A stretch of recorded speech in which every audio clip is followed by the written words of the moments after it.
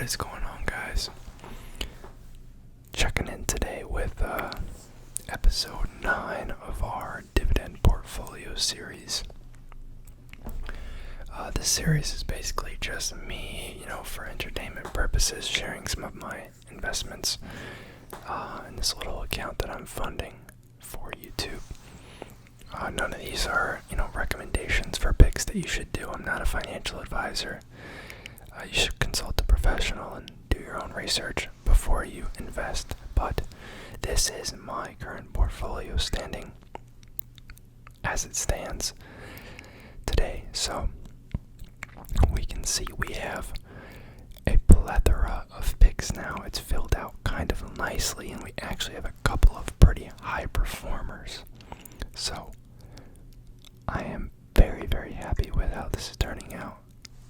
Obviously, not a huge account dollar-wise, but, the thesis is that you get some good picks, you continue to contribute, continue to buy into solid companies, then you will see nice compound returns over time.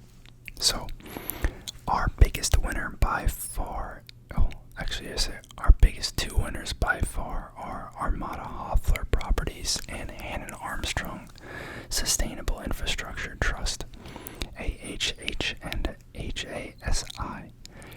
So these represent about 12% of our account each. We put about $30 in them.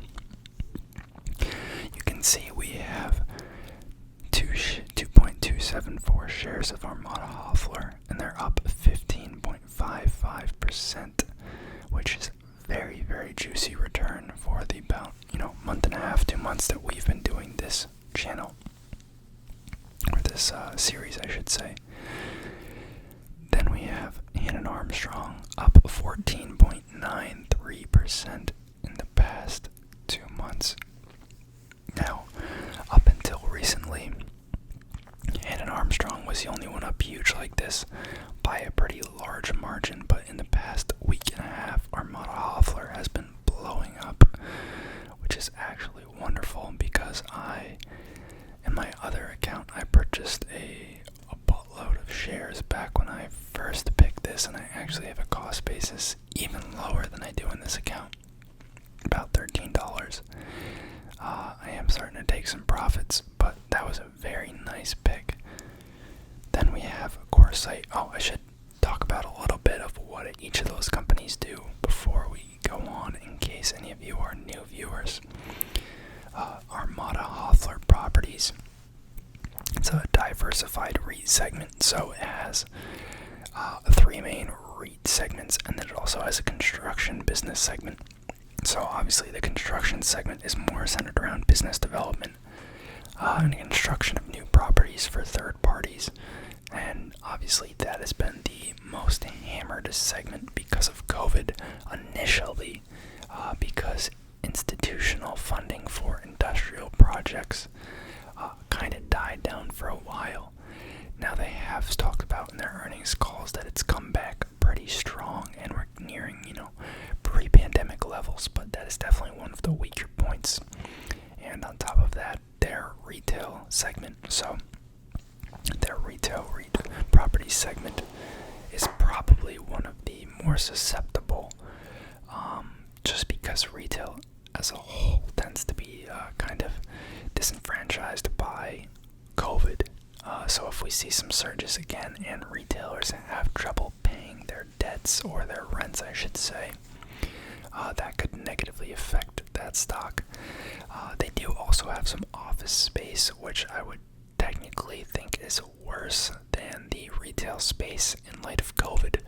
But if they actually have so few properties, because this is a smaller play, smaller company, they have so few properties that they list out their individual properties and their tenants.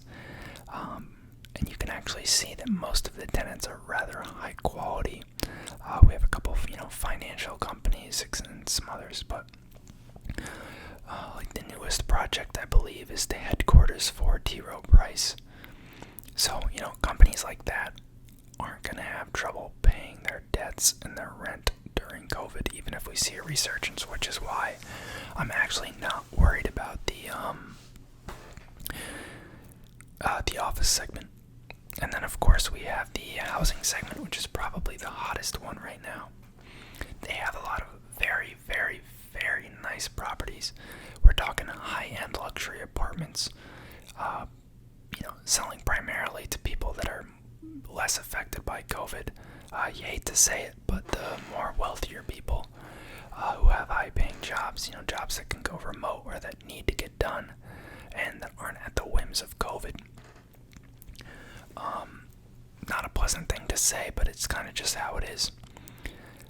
So overall, diversified, big and smaller company definitely carries some risk, especially with the construction segment, but overall, I'm pretty happy with it.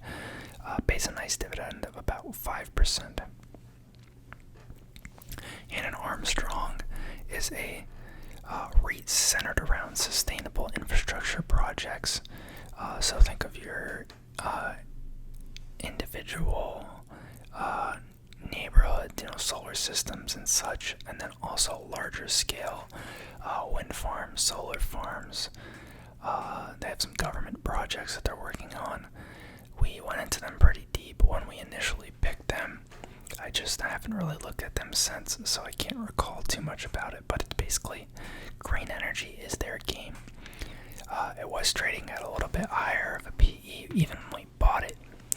So I was a little skeptical of what kind of performance we could expect to see out of it, at least in the short term, but it has proved me wrong. Then we have CoreSite Realty. This is a data center REIT. I do like data center REITs. I think they are probably not as, growth-oriented as a lot of the other things that I hold. So, just gotta accept that those are a little bit more conservative. Typically, they pay, 1 to 2% dividends. Maybe you're seeing high single-digit rent growth and space growth, leasable square footage space growth on an annual basis, which is nothing, breathtaking. But longer term, that's decent growth, and I think data centers are going to continue to grow, just in the light of the modernization of our infrastructure. More people being brought onto the internet, more connected IoT devices, more websites, etc. So we're up 7.84% on them, which is rather nice, considering I'm pretty sure they kind of crapped themselves not too long ago. We could actually pull it up. Excuse me. Yeah, 2% after hours. It's down. That's nice. Yeah, it's shot up to like 167 and then kind of crapped the bed down like $7-8 a share. Not too sure why, but they seem like a solid pick. Definitely one of the more, slow and steady wins the race type stock. Lost my train of thought there for a second. MDC Holdings has actually been doing pretty well as well. So this is going to be a home builder. This is one of our most recent pickups. I do like them a lot. I am, still a little weary about why the home building segment or sector is just, thought so illy upon. I don't know if I'm missing something. I think it's just kind of people thinking that we're now in a material shortage environment where we now are going to have a surplus of homes because we've had such a rush the past 2 years. And then add to that labor shortages and, rates increasing again, supposedly. I want to say that's why people are bearish on it, but who knows? But that's up 5.3%, and that's a much shorter time frame, so that's actually pretty impressive as well. Then we have Main Street Capital, which is a mid-sized BDC REIT. So that means they lend capital either for loans or for equity stakes that they then exit for profit in mid-sized companies. I think they target companies with a, I can't remember if it's market cap or revenue, but about 10 to 50 million in size. I'm going to guess revenue. So they tend to pay a little bit higher of a dividend yield, and they're also which is, technically doesn't increase the amounts, but it is nice. I think they're probably at a 6 or 7% yield right now, if I had to remember. And I owned them long before they were in this account, but we've only had them in here for a month and a half. They're up 7%, which is nice to see. Basically back up to pre-COVID levels at $45. Then we have Community Healthcare Trust, 4 or 5% dividend on this one, if I remember correctly. These are going to be your operators of extended care, so your like senior housing type deals. You can see it's actually going ex-dividend soon. That's what that little D icon means. Basically break even on this one. Nothing's really happened with it.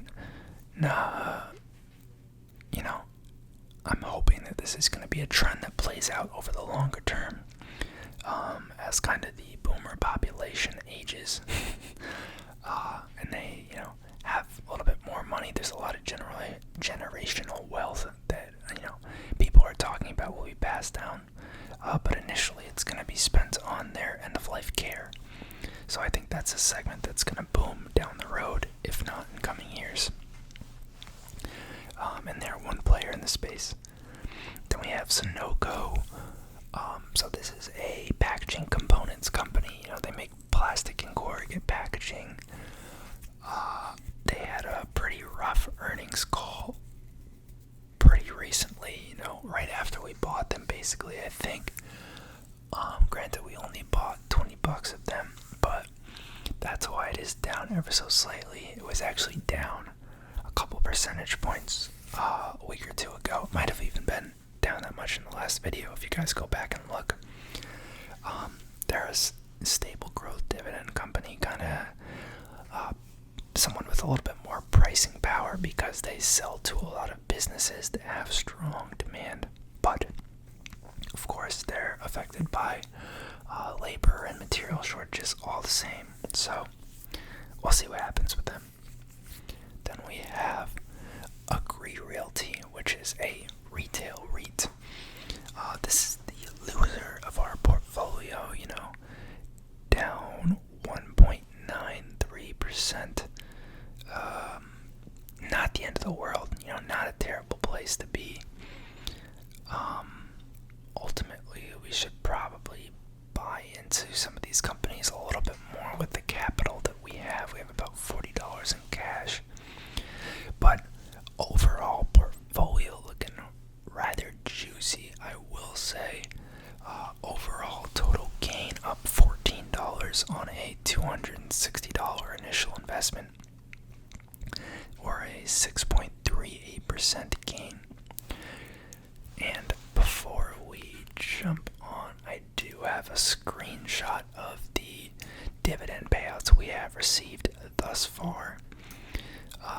So you can see CoreSite Realty, our data center REIT, paid out a dividend on October 15th of 17 cents because we only have a partial share. And then the day before that, Agree Realty. Agree Realty is monthly dividends as well. I forgot to mention that. But Agree Realty paid out a 6-cent dividend on the 8th of October. And Armstrong paid out a 13-cent dividend. Very, very nice. On the 7th, Armada Hoffler Properties paid out a 25-cent dividend, which was very nice, our biggest dividend so far. And then on the 14th of September, going back a ways, we had our other dividend from Agree Realty. So, obviously nothing to write home about.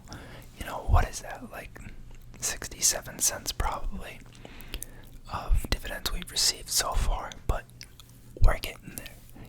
It starts to add up over time, and I kind of thought it would be neat to start from the ground up with an account and kind of just, go on a journey with you guys watching.